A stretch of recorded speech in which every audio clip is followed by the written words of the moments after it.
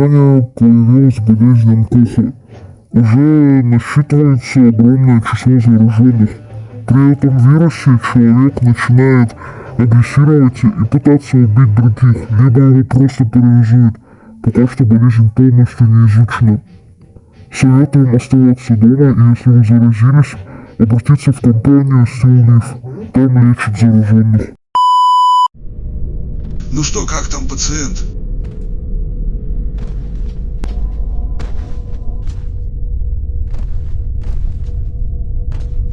Как был парализованным, так и остался. Кажется, эксперимент удался.